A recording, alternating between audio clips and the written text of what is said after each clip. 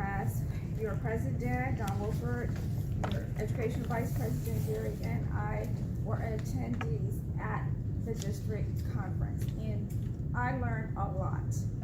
I attended especially the meeting from our immediate past international president, Balraj Jerusalem.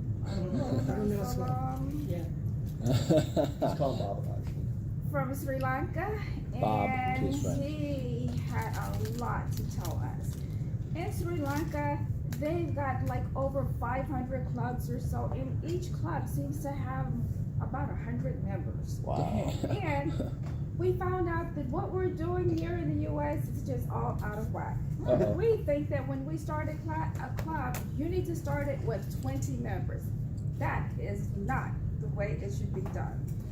He says they will not even accept a club that has only 20 people who would be members at all. They don't consider it. Why is that? You need at least 50 to 60% of your membership is going to show up at a meeting, which means that you need to have like a minimum of 30 members per club. Because when you have just 20 members and maybe 10 or less show up, when your guests come and they see 8 people sitting here at a meeting, they're thinking, well, I don't know, this doesn't look like it's anything that's working very well. And then they're not interested and they never come back. So we should aim for having like a minimum of 30 members. He also said, when we look at the World Championship, which we had, and these were members that won at the division level at all of the specific divisions in our district, and they competed against each other. Did they do something special? Did they do something that other Toastmasters can't do? We've got to remember our mission of Toastmasters, that we need to empower people to give them confidence so that they can grow. And to do that, we've got to make sure that we make every one of our clubs a laboratory. Oh. Yes. And what we need to do is that to make our meetings into workshop settings. And when you do that every time this is a workshop, you are preparing your members every time to be ready to go to that contest level. I don't have all the details to how we do this workshop now. I'm going to send him an email. But he did say, in Sri Lanka, people sign up for these workshops. He says right now they've got a list in each one of their districts of over 100 people waiting to do this, to be ready to be at that top level. We've got to emphasize message clarity. We are so nice to people. They come up and give a speech, and we try to be very supportive, even though we know it's a load of crap. If we didn't say anything, I didn't get anything out of it. The word choice was bad, and we're just, babying everybody. We got to stand up and put on our big boy pants, okay? We got to take it, or your big girl pants.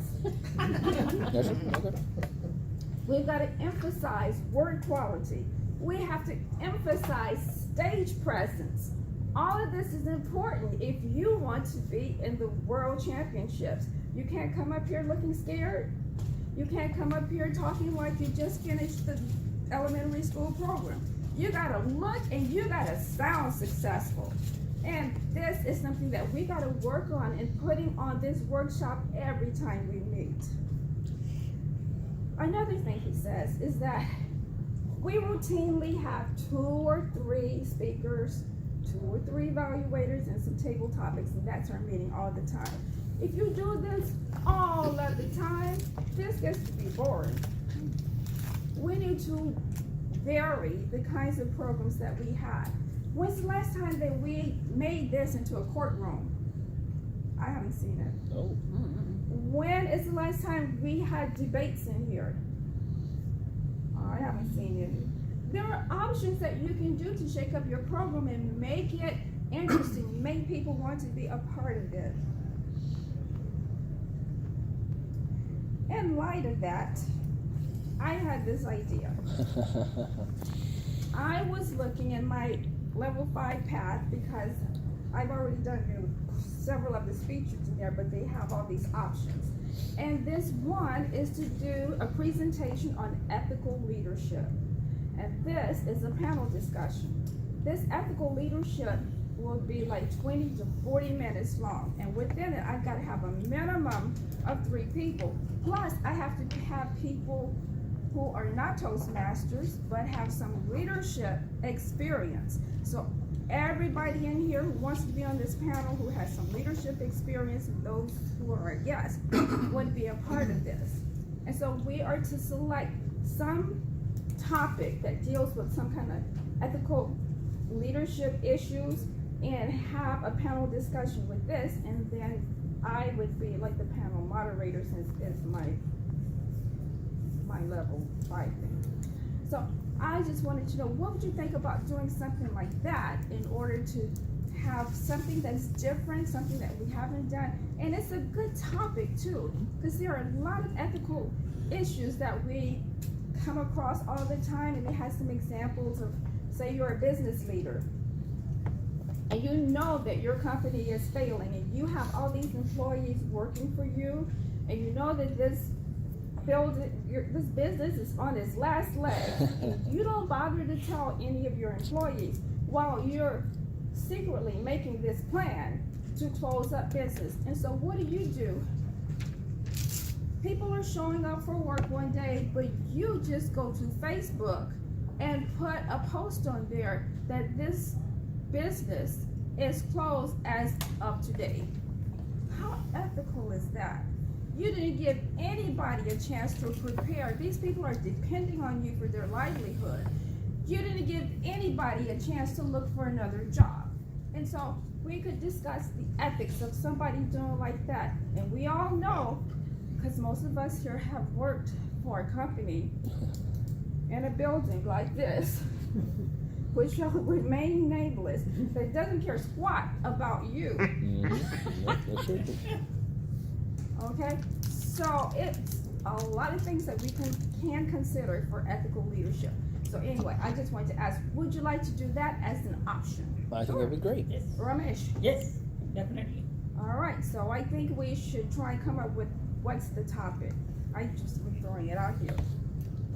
So Good idea. Yeah, we can use the same topic. Ethical.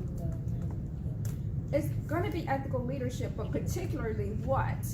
Using straws in a restaurant, yes or no? All right, let's make a list. Everybody write down something that you think, okay, would be a Can we good defer topic. that until next meeting? We could defer that to next meeting if you Because like, it's but in hard the to- meantime, Come up with a decent Has to do with idea. ethical leadership. For- yeah, something that deals with ethical leadership. And we can have it in the auditorium.